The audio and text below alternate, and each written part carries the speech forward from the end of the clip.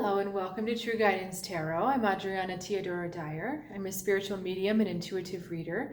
I've got a message for Sagittarius today, and to let you know how this works, I've asked my guides and spirit to bring a message through the cards that will be deeply meaningful and helpful for you as you navigate what's going on this week. A little bit different, I also ask for practical advice so you know what to do with this information so that it's also very valuable and helpful in a practical sense. So if you're new to this channel, welcome, and I so strongly encourage you to subscribe so that you can stay in contact with this beneficial high vibration information every week. And it can really help you make sure that you're moving forward on your spiritual path. And it can also help you just to understand what's going on. Sometimes awareness is the most helpful key. So let's go straight into your reading. We have got the Queen of Swords for the energy around you, and we've got you responding with the Nine of Cups. Now, I don't feel like these energies are really that blended. So, I'm not sure actually yet how it relates to the rest of your reading, but let's just talk about these two cards for a second. So the Queen of Swords is talking about the use of words, the need to speak your truth, but I don't feel like it's you necessarily speaking the truth. I feel like it's coming from an outside source. And it could be a female, kind of like a mother figure type energy, but it's just someone saying the truth to you and you kind of really don't want to hear it. You're kind of like, nope, I'd rather just go enjoy myself. It's funny because it's almost like the mom is scolding, saying, you should be doing this. And you're like, nope, I'm going to go swim just a little bit more. I'm in the ocean. See you later. It's kind of like you don't even want to sit still enough to hear this information. There's almost kind of like a frantic, almost kind of like ADD kind of energy coming through where you just don't want to sit and listen to what this person or what these words are.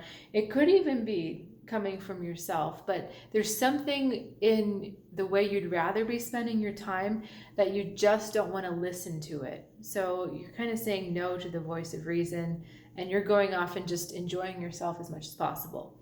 And there's nothing wrong with that, but there's a question, like, why are you trying to escape what these words are saying to you? Like I said, nothing wrong with enjoying yourself, but if you're enjoying yourself because you want to escape, that's another question. So we'll come back to those in a second, and because we have some really interesting advice. We've got the 10 of Pentacles going into the Tower, going into the King of Pentacles and the 9 of Pentacles.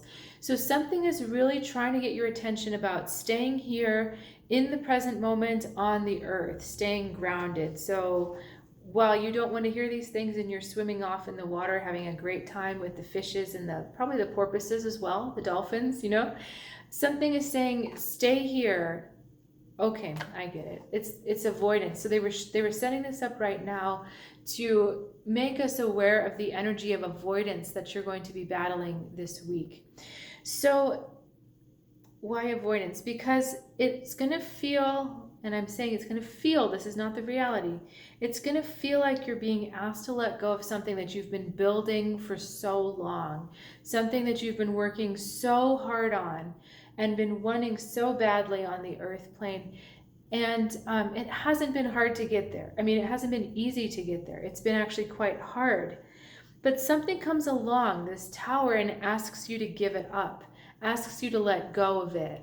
So that's something we don't want to do, right? When you've invested so much time and energy and passion and desire and hope into this thing and really hard work, like Sagittarius, you've done a lot of hard work on this. And then all of a sudden you're being asked to let it go. It just kind of comes shattering down. See, that Tower just breaks it apart. You're being asked to do that. You don't want to do it. Of course you don't want to do it. So we're avoiding it. But guess who's waiting on the other side?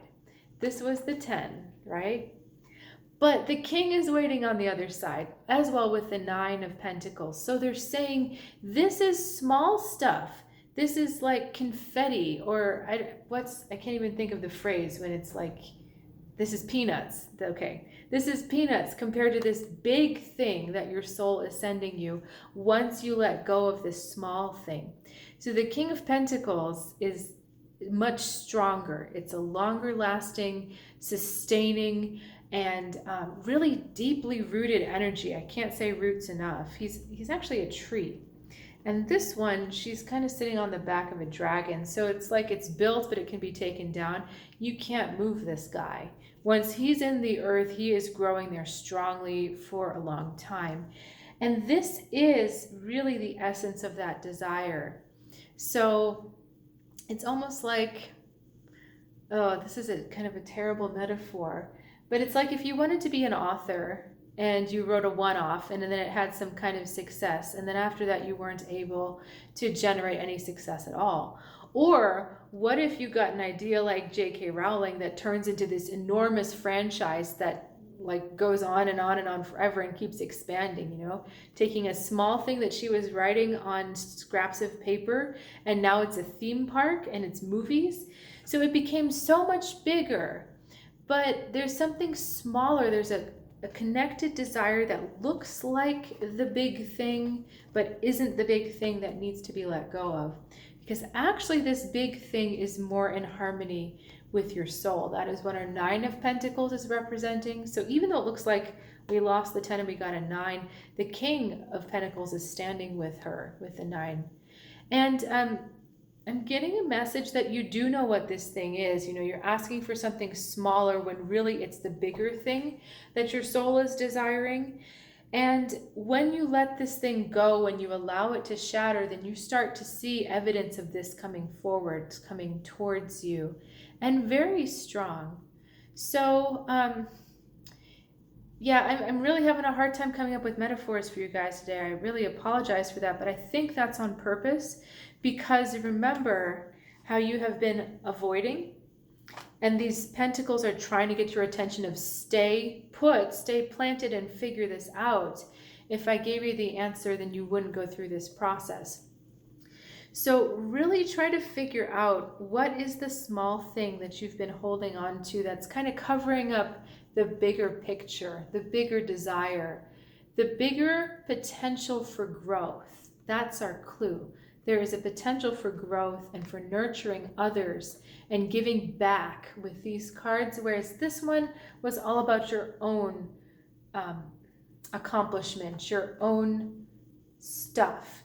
There's a bigger implication here. It's much more overreaching, and just like those branches, they grow like this. So you're not just providing shade to yourself, you're providing shade to however many other people. Just a metaphor.